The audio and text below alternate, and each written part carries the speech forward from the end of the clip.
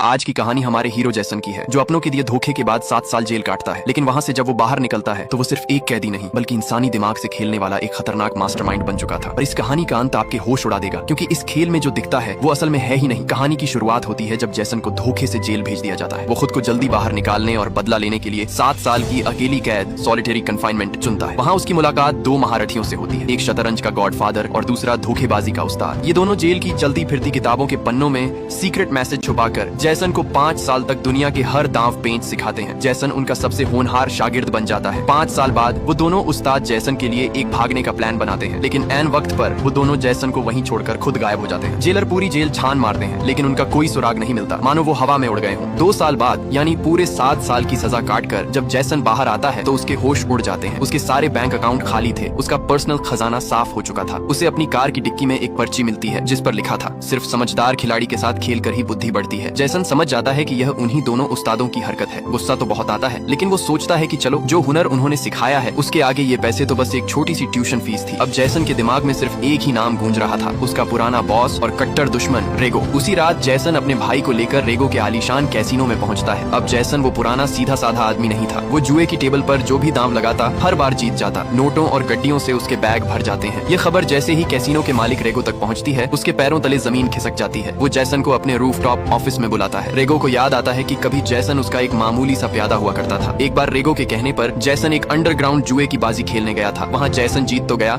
लेकिन सामने वाले गुंडे ने पैसे देने से मना कर दिया और जैसन का मजाक उड़ाने लगा। गुस्से में आकर जैसन ने सीधे उस गुंडे के पैर के अंगूठे में गोली मार दी, जिसके बाद वहाँ भयंकर गैंग वॉर छिड़ गई। उस कांड के बाद रेगो ने खुद को बचाने के लिए जैसन के भाई और उसके परिवार को जान से मारने की धमकी दी और उस झड़प में जैसन की भाभी मारी गई। अपने भाई और भतीजी की जान बचाने के लिए जैसन ने सारा इल्जाम अपने सिर ले लिया और जेल चला गया। लेकिन आज रात जैसन रेगो को बर्बाद करने आया था। पहली बाजी में जैसन जानबूझकर हार जाता है। रेगो को लगता है कि जैसन अभी भी नौसिखिया है और वो उसका मजाक उड़ाता है, लेकिन जैसन पासा पलटते हुए कहता है, टेबल पर जितनी भी दौलत है सब दांव पर लगाते हैं। रेगो अपनी इज्जत बचाने के लिए हाँ कर देता है। खेल खत्म होता है और जैसन एक ही झटके में रेगो की सारी दौलत जीत जाता है। जैसन अपने भाई से कहता है कि सारे पैसे समेटो, हमारा काम हो गया। जैसन जैसे ही कैसीनो से बाहर निकलने लगता है, एक अजीब सा मोटा आदमी उसे रोकता है और अपना विजिटिंग कार्ड देते हुए कहता है, कभी मुसीबत में हो तो इस नंबर पर फोन करना। जैसन बिना जेब में रख लेता है। लिफ्ट के बजाय वो सीढ़ियों से जाने का फैसला करता है, लेकिन तभी अचानक उसके पैर कांपने लगते हैं और वो सीढ़ियों से नीचे गिरकर बेहोश हो जाता है। गिरते वक्त उसकी नजर कार्ड के पीछे पड़ती है जहाँ लिखा था लिफ्ट से जाना। ये सब बेहद अजीब था। अस्पताल में डॉक्टर जैसन की जांच करते हैं और कहते हैं कि आप बिल्कुल ठीक हैं, कोई चोट नहीं आई। जैसन जैसे ही अपने घर पहुंचता है, उसे दरवाजे पर एक पर्ची मिलती है जिस पर लिखा था, इसे नीचे से उठाओ। जैसन जैसे ही झुकता है, ठीक उसी सेकंड अंधाधुंध गोलियों की बौछार शुरू हो जाती है। रेगो के शार्प शूटरों ने हमला कर दिया था। इस हमले में जैसन के दोस्त और साथी मारे जाते हैं। जैसन कार के पीछे छिपता है, लेकिन कार बुलेट प्रूफ नहीं थी। मौत बिल्कुल सामने थी। तभी वही मोटा आदमी अपनी गाड़ी लेकर एंट्री मारता है। वो दुश्मनों को अपनी बंदूक से खदेड़ देता है और जैसन को बचाकर एक सीक्रेट ठिकाने पर ले जाता है। वहाँ जैसन की मुलाकात एक दुबले पतले काले आदमी स्मार्ट हसलर से होती है। वो बिना कोई बकवास किए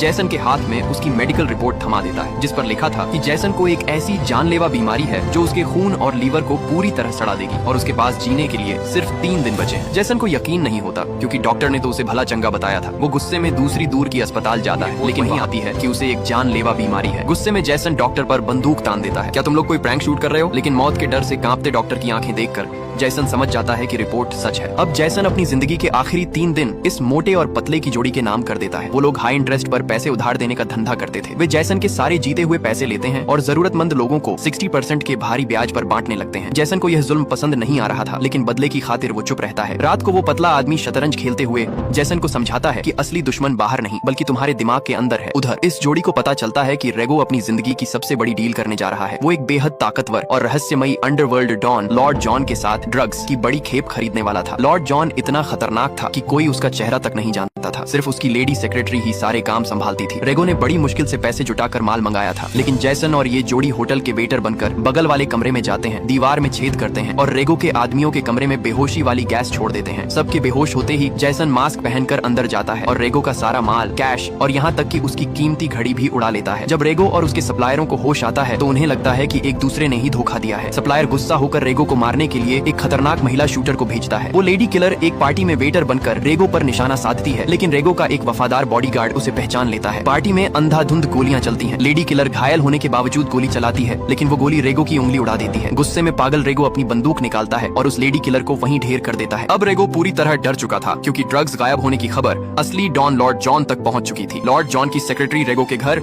एक फूलों का गुलदस्ता और शोक संदेश भेजती है, तुम्हारी जिंदगी के दिन अब गिनती के बचे हैं। यह सुनकर रेगो का मानसिक संतुलन बिगड़ जाता है। उसके दिमाग में अलग अलग डरावनी आवाजें गूंजने लगती हैं। वो पागल होने की कगार पर था। जैसन इस आग में घी डालने के लिए रेगो के नाम पर सारा चुराया हुआ पैसा अनाथ आश्रम में दान कर देता है। टीवी पर यह खबर देखकर रेगो को लगता है कि अब उसका अंत आ गया है। वो अपने कमरे में सोने जाता है, तभी जैसन अंधेरे में उसकी छाती पर बंदूक तान कर खड़ा हो जाता है। रेगो डर से कांपने लगता है, लेकिन जैसन कहता है, मैं तुम्हें ऐसे सोते हुए नहीं मारूंगा, क्योंकि मैं एक असली मर्द हूँ। और वो बिना गोली चलाए वहाँ से चला जाता है। लेकिन जैसे ही जैसन नीचे जाने के लिए लिफ्ट के अंदर कदम रखता है, लिफ्ट का बंद और संकरा कोना उसके दिमाग पर हावी हो जाता है। जैसन को अचानक पैनिक अटैक आता है और उसके दिमाग के अंदर दो अलग अलग इंसान आपस में बहस करने लगते हैं। तुम मुझे कंट्रोल नहीं कर सकते, मैं तुम्हें कंट्रोल करता हूँ। जैसे ही लिफ्ट ग्राउंड फ्लोर पर पहुंचती है, जैसन का दिमाग शांत होता है। सामने रेगो अपने गनमैन के साथ खड़ा था। वो चाहता था कि जैसन उसके आगे घुटने टेक दे, लेकिन जैसन अब पूरी तरह बेखौफ था। वो बिना डरे रेगो की आंखों में देखता है और शांत कदमों से वहाँ से बाहर निकल जाता है। जैसन के इस खौफनाक और शांत बर्ताव को देखकर पहले से ही पागल हो चुका रेगो पूरी तरह मानसिक रूप से टूट जाता है। उसे लगता है कि जैसन कोई भूत या फरिश्ता है। वो अपने दिमाग की आवाजों से तंग आकर खुद के सिर में गोली मार लेता है और रेगो का साम्राज्य हमेशा के लिए खत्म हो जाता है। रेगो के मरने के बाद जैसन इस खेल से बाहर निकलना चाहता था, लेकिन वो मोटा और पतला जोड़ीदार उसे एक गरीब बूढ़े कर्जदार के घर ले जाते हैं और जैसन के हाथ में बंदूक देकर कहते हैं, इसे गोली मारो। जैसन तंग आ चुका था। वो बंदूक सीधे उस पतले आदमी पर तान देता है और ट्रिगर दबाता है, लेकिन बंदूक खाली थी। पतला जोड़ीदार जैसन को एक जोरदार मुक्का मारता है और जैसन वहीं बेहोश हो जाता है। 4 दिन बाद जब जैसन की आंख खुलती है तो वो खुद को बिल्कुल सही सलामत पाता है। वो तुरंत डॉक्टर के पास दौड़ता है, मांगते हुए कहता है, आई एम सॉरी जैसन, पिछली बार हमसे रिपोर्ट बदलने में गलती हो गई थी। आपकी बॉडी में कोई बीमारी नहीं है, आप बिल्कुल तंदुरुस्त हैं। जैसन गुस्से में उस मोटे पतले जोड़ीदार के ठिकाने पर पहुंचता है तो देखता है कि वो पूरी जगह खाली पड़ी है, वहाँ कोई नहीं था। और तभी जैसन के दिमाग की खिड़की खुलती है और उसे अपनी जिंदगी का सबसे बड़ा और खौफनाक सच समझ में आता है। दरअसल वो मोटा शतरंज का उस्ताद और वो पतला ठग असल में दुनिया में थे ही नहीं। जेल की उस 7 साल की घने अंधेरे